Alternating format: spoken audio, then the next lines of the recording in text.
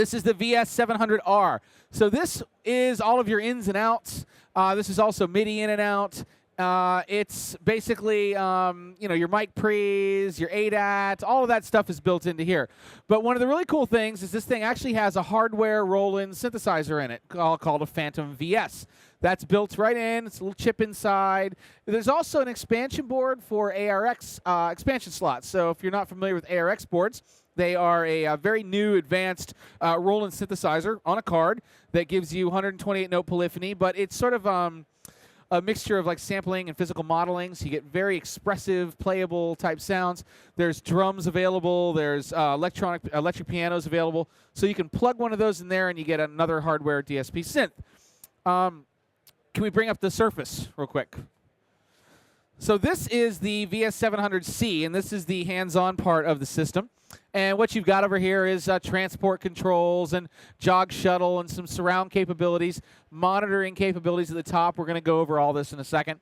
Couple of headphone jacks, a direct box inside, control for all that up there, a display, display for all of your information on your channels. You've got metering, which I really like. You can tell what's going on each track. You have 9 100mm motorized faders. So for 4 fingers and a foot. And over here, you've got the access panel, which allows you to control everything about sonar, bring up different views.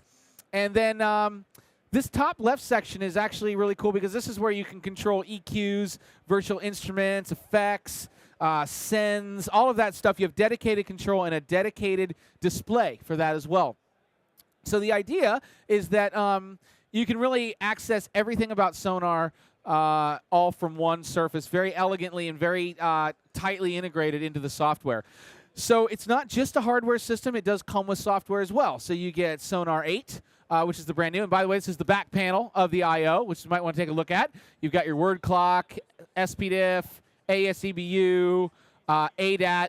Here's the USB 2 port that you connect everything in with, MIDI, and very high quality, very, very high quality 192K remote control mic pre's that are also included as well. What else you got? What other kind of pictures you have I can talk about? Bring up anything. Hey, it's the Surface again. There's Phantom VS. Okay, I guess that's it. We've talked about all of them. So software. We've got Sonar 8, which you're looking at right here. Sonar 8 also comes with Dimension Pro and Beatscape and Zeta and a bunch of effects and instruments. But it also, this package includes Rapture as well. So basically, it comes with all of our flagship products, all the best we have as far as software, and Roland has included all the best they have in hardware, and we've integrated the two together very nicely into a really powerful integrated system called the Sonar V Studio 700. So let's look at what it's capable of doing. We are running, by the way, on a 8-core machine running Vista 64. So it does have Vista drivers, 32-bit and 64-bit flavors. Works on XP, of course. But this will take advantage of everything that you've got in your computer, as long as it's a modern computer. So what we're looking at here is a track. You're going to be able to see what I'm doing on the Surface right here. You can't really see the LCDs, but I'm going to explain what's going on them as we go. And I'm basically going to take a piece of music that's kind of just partly baked. It's got some drums, there's bass, there's piano, and we're going to do some EQ and add some reverbs and control effects. So talking about the transport section here real quick. It's very ergonomic, very easy to use. If I want to move around the project, I have this little inner wheel here that will move me by measures, or so it's a musical value. If I hold Shift, it'll make it smaller musical value, like quarter notes. So say, for instance, the artist says, well, let's start at measure 17 and give me a couple of beats. So I just go up to 17, roll back 2 beats, hit the record button, and go. The outer ring is a forward and rewind. So the further I turn it, faster it goes. It goes much slower if I go not quite as far. So it's just smooth rewind and forward, musical value jog, rewind and forward. You can also use the rewind and forward buttons that are right here. But this thing also does a lot more. For instance, if I would like to zoom in and out of my project, I can go over to here, hold a button, and now this becomes zoom in and zoom out. Okay, real easy. If I want to scroll the project, I can scroll the project. So I'm scrolling, I'm zooming, I'm jog shuttling. Really, really easy to use, very ergonomic. Let's roll back to the beginning. But the other thing I can actually do with this thing is edit. So, for instance, I've got this clip I'm going to point out with the mouse. There's a step sequencer clip right here that's triggering Beatscape. And I'll just trigger it for you here. You can hear. You hearing that out there?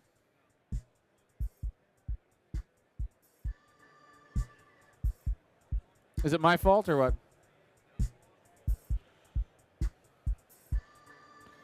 Not very exciting if no one else can hear it.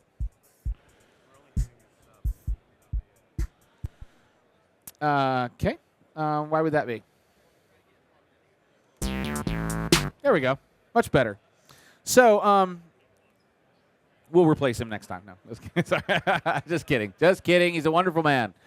So that's the step sequencer. The step sequencer is triggering Beatscape. So it's this little clip up there. Maybe I'd like that to start from the beginning. So I could go to the mouse and, go find it and find the edge and do all that. Or if I just want to work on my very sexy console, I just hit select, and I have this thing called a free edit tool.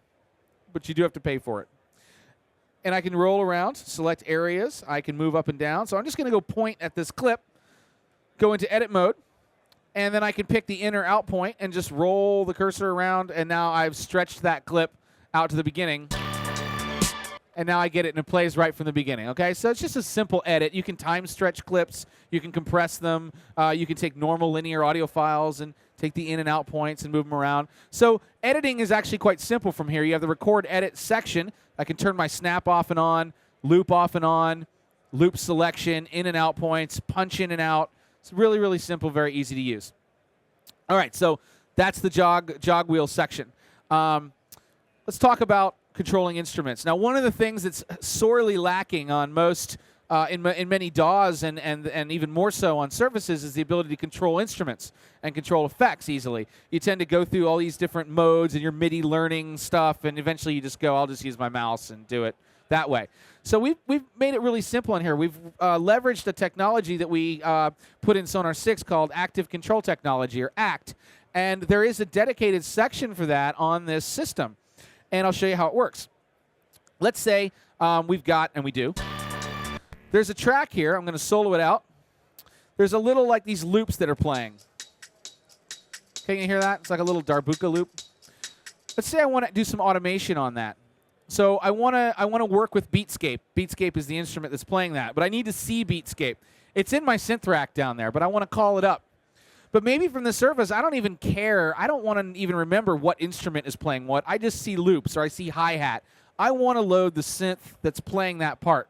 So I just hit Command Synth Rack, and Sonar's smart enough to know what instrument it's connected to and just brings it up so I can start working with it. So now when I hit play, you can see that that loop's going, and that's right there. Now I'd like to control it. So all I have to do is while it's selected, I just hit the Act button, and this display flashes Beatscape for a second, saying, hey, you're about to control Beatscape. And then it lays all the parameters out on these knobs for me. I have 12 knobs that I can control and use to control Beatscape, okay? There are also push buttons. Yes, there are 12 of them. There are push buttons, and I can push them to reset or do whatever I essentially want with them. I can get to all the different parameters. Just go away, sir. I can control all the different parameters right from here. Now, if I don't like what's being controlled, I can easily remap them with no problem. I just hit the Act button, move something, it'll remap, and it'll remember it. So what I've got is, and I'm going to click just so you can see what's going on. I don't have to do that. I see all my parameters here. But like I'm controlling pitch. If I go to the effects section, I'm controlling bit reduction and filters and things. But the beauty of this is that I don't even need to look at this thing. I can see it all right here. It doesn't even need to be open, okay? So like, for instance, if I want to control, let's see, what am I doing? That's the one I'm looking for. So I'm adding a bit decimator. Here's a filter.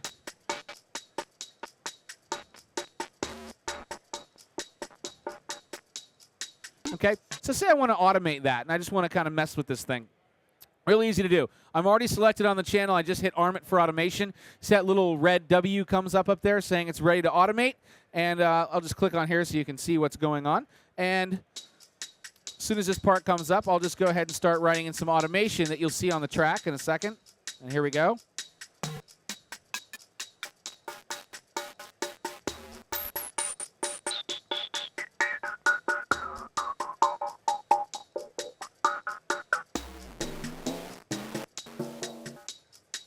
Okay, so all that automation is written there. And what's interesting is actually if I want to see what's going on there, I want to get Beatscape out of the way and sort of like look behind it.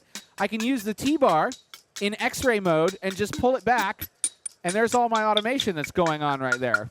If I want to see kind of both, I sort of see the knobs moving and I see all the automation. So I can make it essentially completely translucent, because when you're working on one screen a lot of times, you're always wanting to get things out of the way, and you're minimizing or you're closing things, and then you think, oh, I wanted to get that back again. Sometimes you just want it out of the way for a minute, and then you want it back again.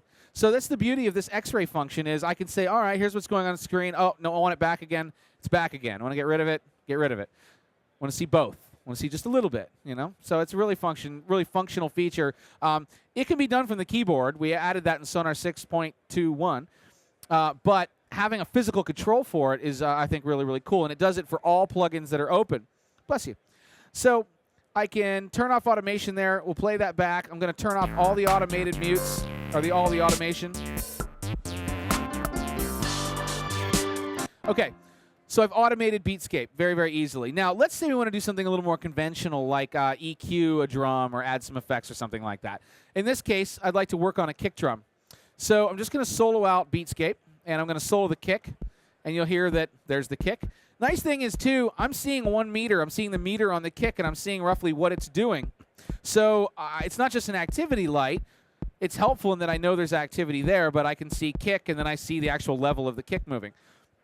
Now, what I want to do is EQ the kick. So it may sound crazy, but what I do is I hit this button called EQ. And then I have knobs for gain, frequency, and Q. And I just simply turn these knobs up or down while turning on the band I want, and you'll hear that I'm EQing. Now, I can't see the plug-in. I don't even know where it is. But there was a time in which people would use their ears to EQ things and add effects. I know that's also crazy. But I can now just, and if I do want to see the controls, they are on here, and the screen is updating to show me the controls, but I can now just listen to what I want. Now, if I do want to see the EQ, to do some maybe surgical EQ, I follow the same convention. Just hit Command EQ, and there it is. And now I'm controlling the EQ on screen, okay? And again, if I want to just get rid of it, I can hit Close, like that right there. Or I can just X-ray it out of the way again, okay? So I'm controlling EQ very easily. I want to get back to controlling Beatscape. I hit Select, hit Act, says Beatscape. I'm controlling Beatscape again, all right? Now let's do some stuff with the snare. I'm going to solo this snare. Okay, it's dry, totally dry. And apparently has some automation on it, but that's cool. So I want to add a little bit of reverb to that snare. And so I have to add a plugin. Now how do I do that? I just go into plugin mode, which is just Control Select, and it says, well, there are no plugins on this channel. If there were, they would show up. There aren't any, so I want to add one. So I just hit ARM, and then all of my custom plugin menus that I've created, I organize my plugins by type on screen. And those menus are transmitted to the surface so that when I'm looking at my plugins, I can roll through all the different types of plugins, and I see all the different types, like reverb, dynamics, modulation. If I have a sub-menu, the sub-menu shows up here, and I can go through, and it cascades across the display.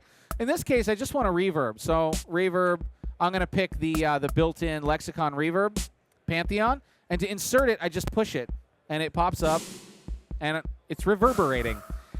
Hit Act. It says Lexicon Pantheon. I'm going to grab the mix level and just turn it down a little bit. And if I wanted to go back now and EQ the kick, I just say Select EQ, select on the kick, hit EQ, and I'm controlling the EQ again. Okay? If I want to go back and mess with the reverb again, Select, Act, says Lexicon Pantheon, I'm controlling that. So it's always giving you feedback, and it's just really logical. I don't have to go into a sub-menu and figure out how to do things. There's just obvious buttons as to what to do like you'd find on hardware. Now I'd like to unsolo everything, so I hit the global unsolo. And there's everything, okay?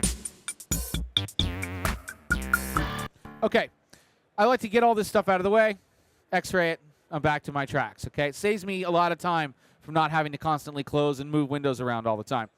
All right, so we've got all that done.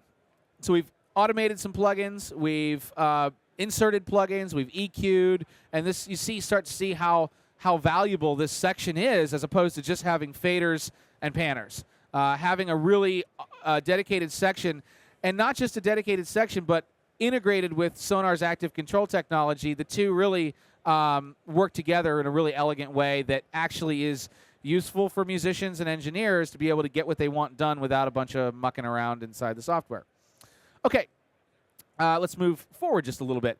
So we've done that. I want to just talk about some of the instruments real quick. These are instruments that come with it. Like this bass part is Rapture that's included with the system. So that's pretty cool, fat bass sound. That's included. There's no instrument here or no sound that's not actually included in Sonar. True Pianos also. True Pianos comes with Sonar 8. It is also, therefore, included in this system. And whenever I select something, it will show up on the surface. I think I've got something got soloed stuff. So I've got True Pianos here, which just give you a little.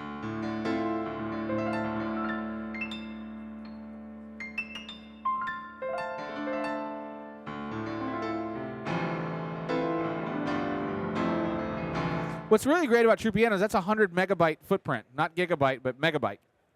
And it's full physical modeling, so you actually get all the resonance and the sympathetic response of the sounding board and all the strings resonating together.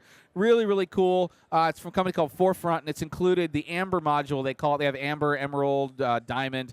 Amber modules included in Sonar 8, and also again, therefore, with the Sonar V Studio system. So that's what's playing the piano part you're hearing, which I can easily get right on top of the beat, hit play. Okay, let's solo it out. Okay. So that's True Pianos. But then below that, I want to put in like a little lead part, and I needed something to demonstrate the built-in Phantom. Now, there's no visual editor yet for the built-in Phantom VS. There will be by the time this ships around January, February. But what we've got is I have a template where I can at least show it to you. So the hardware is in here, and when I go select the Phantom,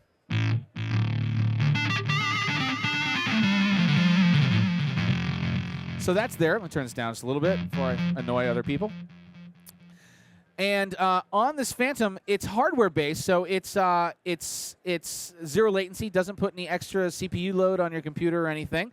And you can also run it through effects. So like in this case, we've got Guitar Rig LE from Native Instruments, which is also included in the system as well. And I can just pull up a preset and... So I'm playing a hardware synth, but through effects. So I have all the capabilities of a software VSTI, but it's a hardware Phantom. And it's got about 1,400 patches, including drums and everything as well. So, and again, I can just fade that in the background. And so you've always got sort of a zero latency synth right there that's not going to tax your system anymore with a bunch of high-quality sounds. Same goes for the ARX expansion slot. If I put something in there, it's another synth. So... And one of the nice things about it being a hardware synth is that I can actually record MIDI and I can record audio simultaneously. So I don't even have to bounce it. It's just right there automatically. So I'm just going to record a quick part on top of it just to show you how easy it is. I'll get a little count in.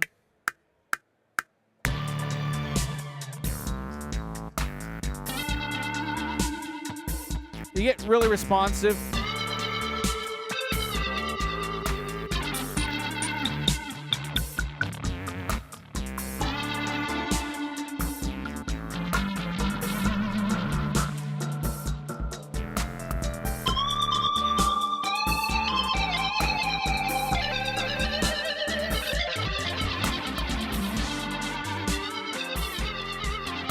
Okay, so you get the idea.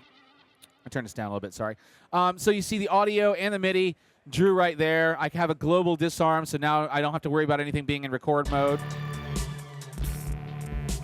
So all the parts are right there.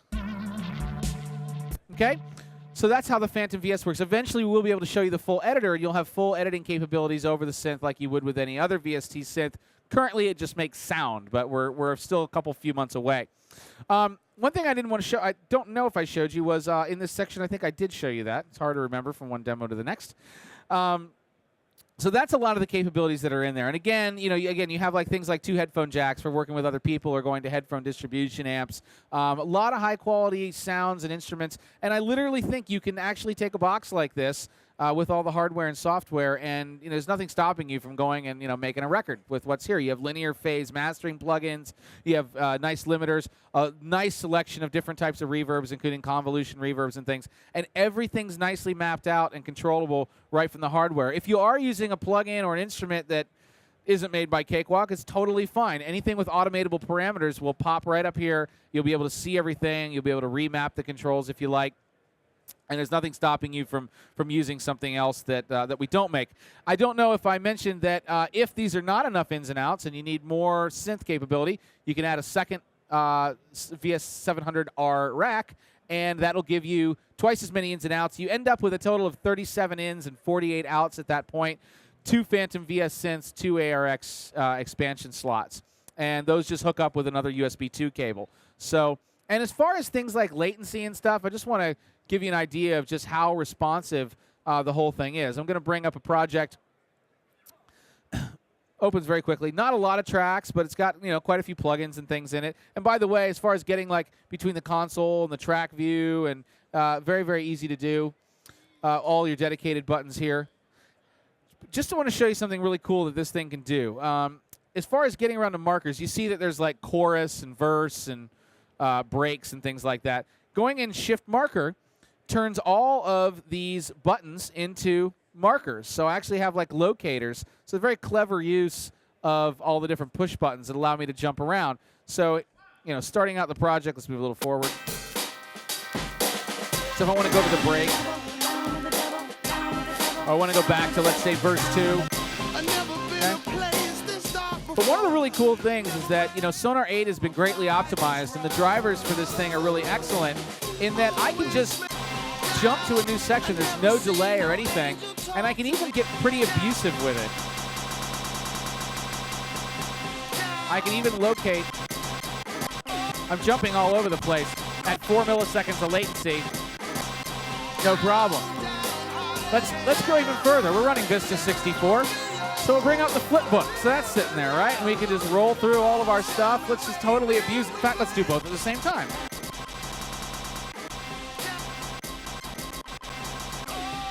Okay, low latency. Comes right back. Not a click, not a pop, not a dropout, nothing. So the idea is that you don't have to think about it. You don't have to think about the integration. You don't have to think about whether it's going to work or not. You plug it into a reasonably good working system. It'll take full advantage of multi-core and modern 64-bit CPUs.